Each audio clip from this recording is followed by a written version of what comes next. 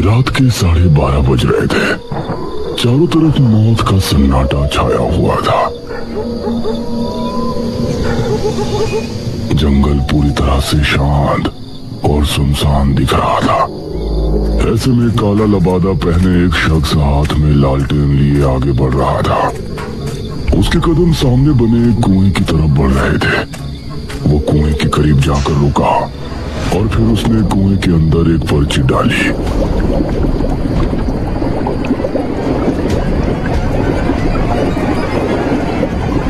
उसने जलता हुआ लालटेन भी कुएं में फेंक दिया और उसके बाद तेज कदमों के साथ वहां से ऐसे भाग निकला जैसे कि अचानक कोई बड़ा खतरा वहां आ पहुंचा हो।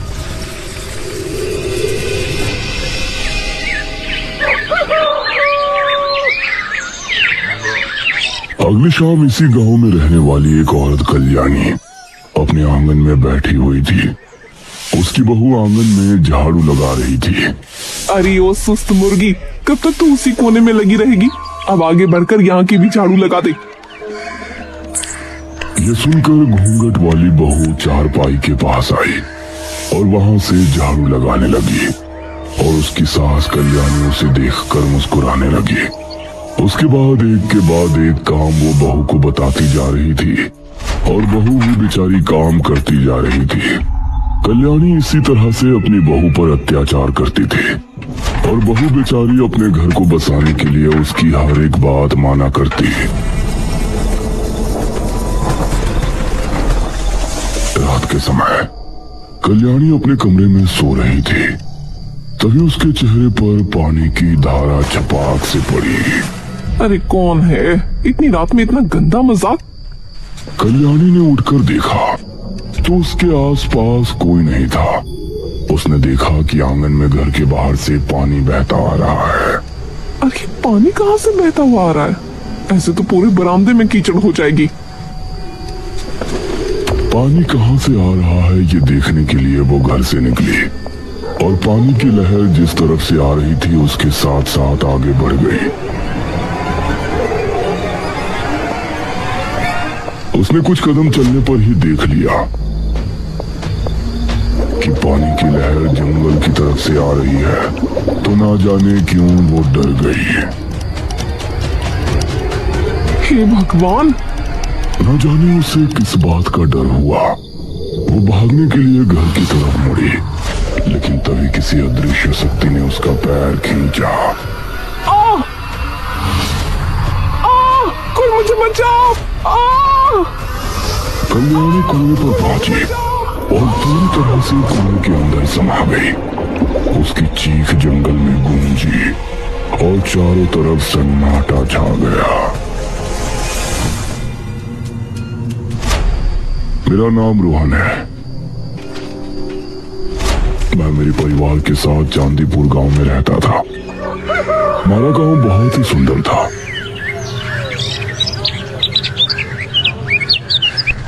और हमें यहाँ रहते हुए किसी तरह की कोई परेशानी नहीं होती थी। मेरे दादा और दादी सरूरपुर गांव में रहते थे और वो हर महीने मुझसे मिलने आया करते थे।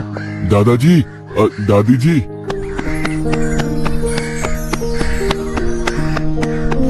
उनको देखते ही मैं उनसे जाकर लिपट गया। अरे हमारा रोहन, कैसे हो बेटा?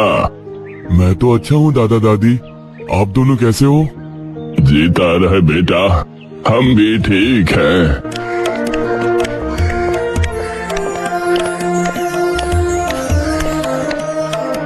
उन्होंने काफी देर तक मुझसे और मम्मी पापा से बात की और मैंने इस बार भी उनसे वही सवाल किया जो मैं हर बार उनसे किया करता था। दादाजी, मैं आपसे हर बार आपके गांव चलने की बात करता हूँ, लेकिन आप मुझे लेकर नहीं जाते हैं। लेकिन आज आपका कोई बहाना नहीं चलेगा। ये सुनकर दादा और दादी दोनों के चेहरे पर गंभीरता के भाव नजर आए और दादा बोले, ठीक है रोहन बेटा, इस बार तो नहीं, लेकिन अगली बार जब हम तुमसे मिलने आएंगे तो तुमको अपने गांव लेकर चलेंगे। दादाजी, अब फिर से? अरे रोहन बेटा, परेशान मत हो। अगर दादाजी आपको लेने नहीं आए तो मैं और तुम्हारे पापा हम तुमको दादाजी के गांव लेकर चलेंगे।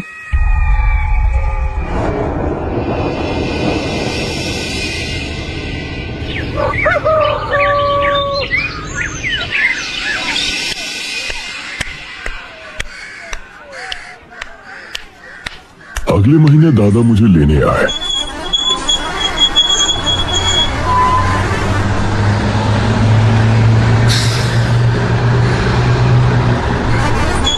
और मैं उनके साथ उनके गांव सरूरपुर आ गया। उनका गांव भी बहुत सुंदर था। पूरे दिन उन्होंने मुझे घुमाया फिराया।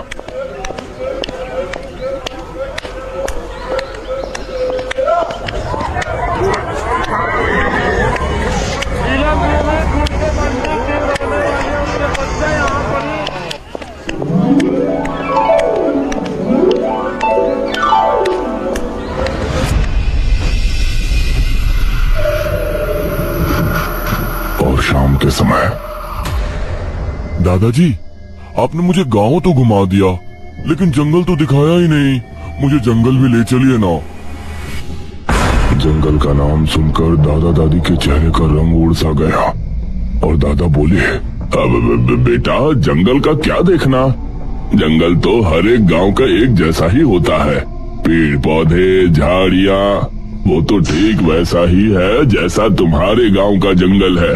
दादा मुझे जंगल ले जाने से मना क्यों कर रहे थे, ये बात मुझे समझ नहीं आ रही थी।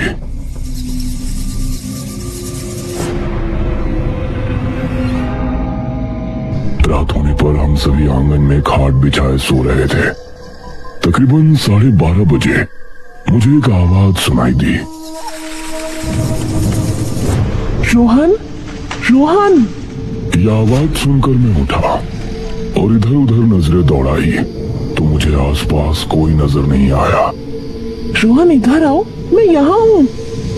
मैं खाट से उठा और दादा को जगाने ही वाला था कि तभी, रोहन, अगर तुमने किसी को भी जगाया तो मैं चली जाऊंगी। तुमको जंगल घूमना था ना, मैं तुमको जंगल घुमाऊंगी। ये सुनकर मेरे चेहरे पर खुशी छलक आई।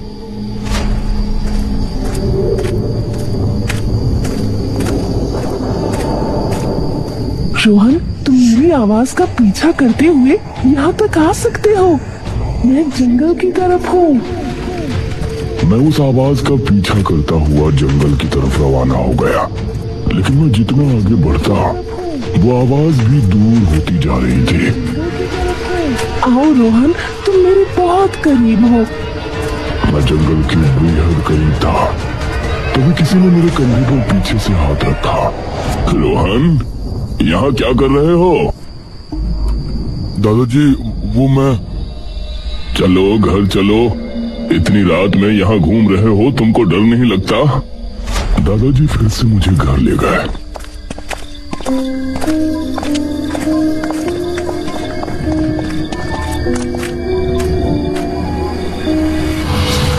लेकिन मेरे मन में अभी भी वही बात चल रही थी कि जो आवाज मुझे सुनाई दे रही थी, आखिर वो किसकी थी?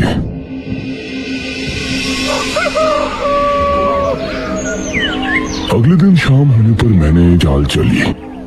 दादाजी, मैं खेलने के लिए गांव के मैदान में जा रहा हूँ।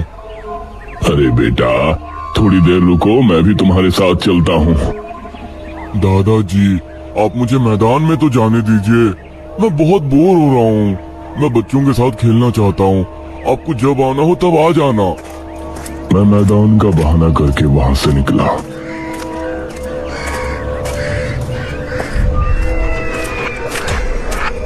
शाम ढलने लगी थी और अब मध्यम अंधेरा शुरू हो गया था। मेरे कदम अपने आप ही जंगल की तरफ बढ़ रहे थे। तभी मेरे सामने एक आदमी आकर रुका। अरे, तुम तो मोहन के पोते हो ना? जी काका, आप कौन? मैं तुम्हारे दादा का दोस्त हूँ। तुम यहाँ क्या कर रहे हो?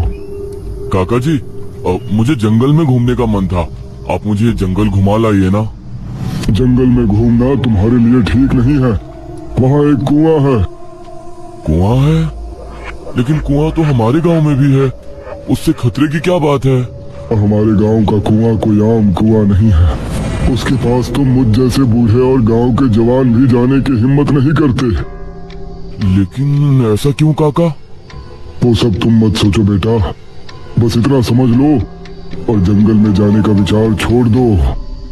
ओ ठीक है काका। चलो मैं तुमको घर छोड़ देता हूँ।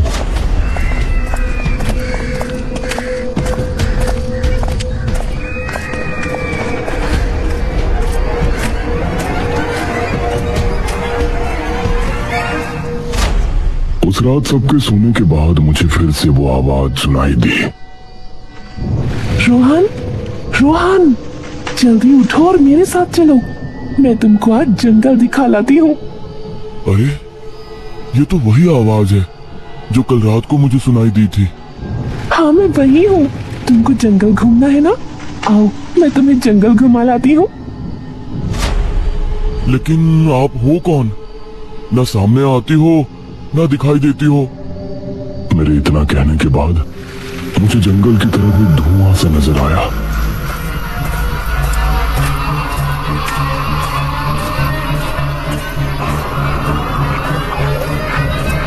कुछ कदम बढ़ाने के बाद मुझे धुएं के अंदर एक धुंधला अक्स नजर आ रहा था, जिससे समझ आ रहा था कि वो कोई औरत है जिसने काली साड़ी पहनी हुई है। रोहन, तुमको पहले भी समझाया गया है ना कि जंगल की तरफ जाना ठीक नहीं है। एक बार फिर से दादाजी को सामने देखकर मैं डर गया। दादाजी, मैं तो बस कुछ नहीं, चलो अभी के अभी घर चलो। दादाजी फिर से मुझे घर ले आए।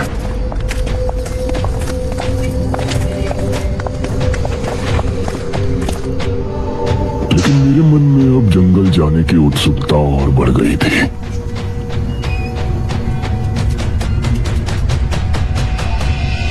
दादाजी के घर के पास ही एक वैद्य जी रहते थे। सुबह सुबह एक गुहार से हम सभी की आंखें खुल गई।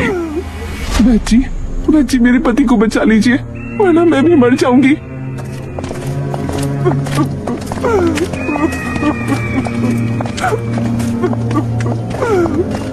एक औरत अपने पति के साथ वैद्य जी के घर के बाहर बैठी थी। उसका पति जमीन पर पड़ा था और उसकी हालत बहुत खराब थी। अरे क्या हुआ इसको? इनको खून की उल्टियां हो रही हैं वैद्य जी, कल से कई हो चुकी हैं। इसे जल्दी अंदर लेकर जाओ। मेरे दादा और गांव के एक आदमी ने आगे बढ़कर उसके पति को सहारा दिया और उसे वैद्य जी के घर के अंदर ले गए।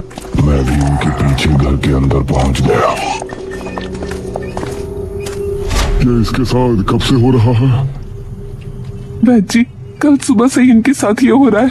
जब से अब तक न जाने कितनी उल्टियां कर चुके हैं। घबराओ नहीं, मैं इसकी दवा कर देता हूँ। वैद्य ने काफी समय लगाकर उसके लिए दवा बनाई। ये लो रमेश, इसे खा लो।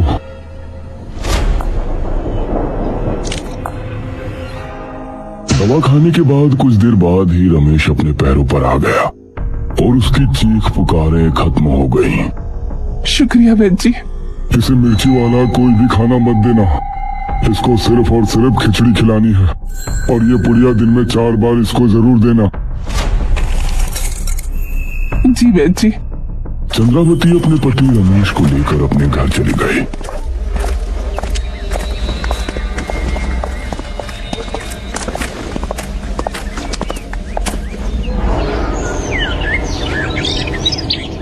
दोपहर के तकरीबन 4 बजे के समय फिर से वो औरत अपने पति को लेकर वैद्य जी के पास आई। देखिए ना वैद्य जी, इनको फिर से उल्टियां आई हैं। ये कैसे हो सकता है? जो दवा मैंने बनाकर दी है वो तो सबसे ज्यादा कारगर है। ऐसा नहीं हो सकता। तुमने इसे दवाई दी थी कि नहीं? रमेश जमीन पर गिरकर तड़पने लगा और उसकी आंखें लाल लाल चमक उठी। अरे बाप रे, ये इसे क्या हो रहा है? अब वैद्य जी भी उसकी तबीयत देखकर हैरान रह गए थे। वैद्य जी, कुछ कीजिए ना। माफ करना, मुझे कुछ समझ में नहीं आ रहा कि इसे कौन सी मर्ज है। इसे अब कोई नहीं बचा सकता। वैद्य जी की बात सुनकर उसकी पत्नी क्रोधित हो गई। वैद्य, तू कहता है कि मेरे पति को अब कोई नहीं बचा पाएगा? तो देखना, मेरे रमेश जिंदा रहेंगे और मैं इनको बचा कर ही रहूंगी।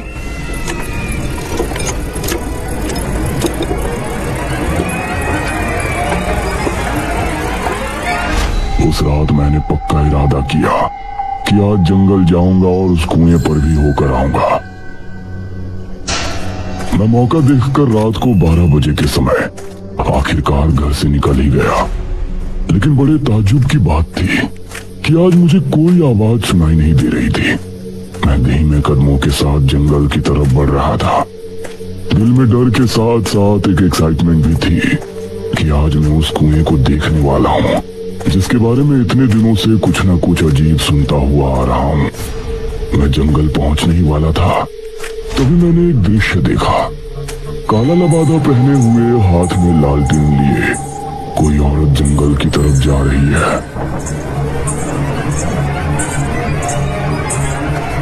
अरे, ये तो वही आवाज है जो कल रात को मुझे सुनाई दी थी। लेकिन आप हो कौन? ना सामने आती हो ना दिखाई देती हो। आप सामने तो आइए। दादाजी, मैं तो बस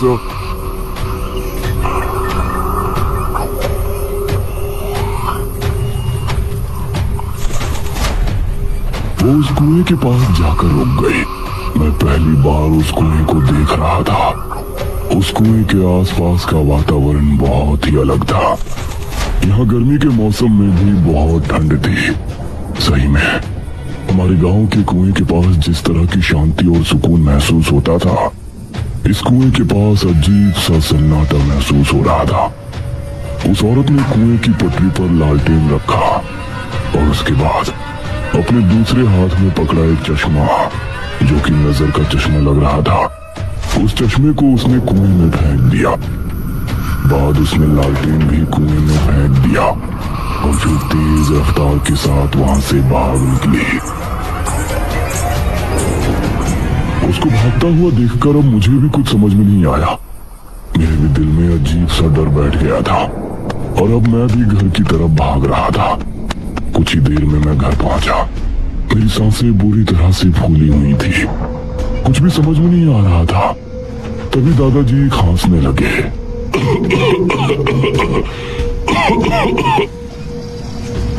उनके उठने से पहले ही मैं खाट पर लेट गया और फिर अपनी आंखें बंद कर ली। अगली सुबह हमारे उठने के फौरन बाद ही गांव के मुखिया दादाजी के पास आए। मुखिया जी, आप? हाँ महेश बाबू, सुना है कि रमेश ने कल से खाना पीना बोलना सब छोड़ दिया था। हो सकता है आज वो अंतिम सांस ग्रहण करे, इसलिए पहले ही उसके घर अफसोस करने जा रहे हैं। आप भी साथ चलिए। हाँ हाँ मुखिया जी, मैं भी आ रहा हूँ। अब दादाजी और गांव के कुछ लोग मुखिया जी के साथ चल दिए और मैं भी उनके पीछे हो लिया।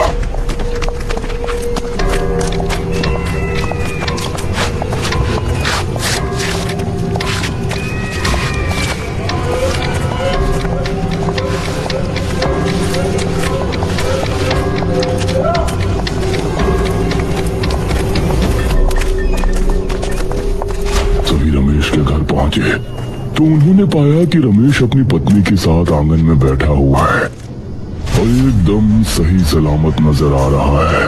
अरे रमेश, तुम? जी मुखिया जी, आइए बैठिए। तुम ठीक कैसे हुए? ये सब तो भगवान।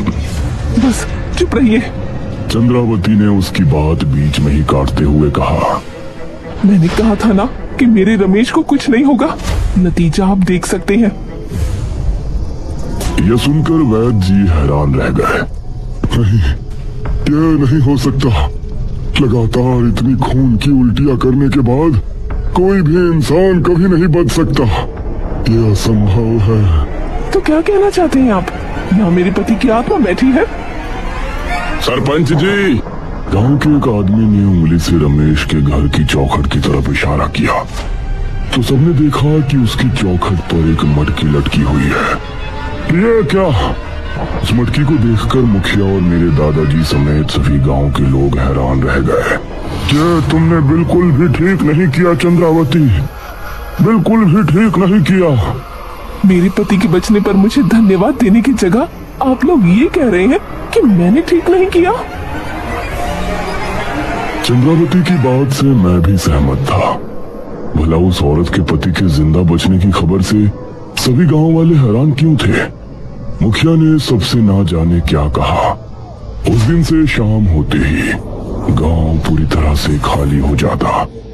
सभी ने शाम में घर से निकलना भी बंद कर दिया और गांव के कुछ लोग हाथ में हल्दी की गांठें लिए हुए गांव की गलियों में घूमते और कोई बाहर दिख जाता तो उसे उसके घर छोड़कर आते।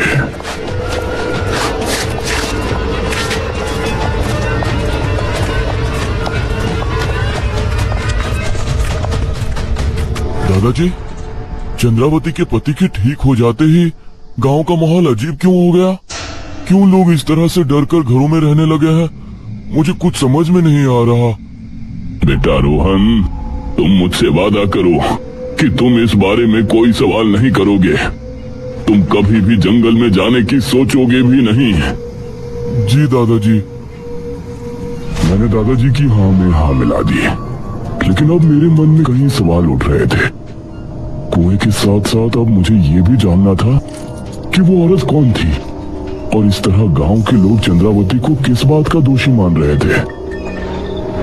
रोहन, रोहन, मेरे पास आओ, मैं आज तुमको जंगल घुमा लाती हूँ। रोहन, रोहन, मेरे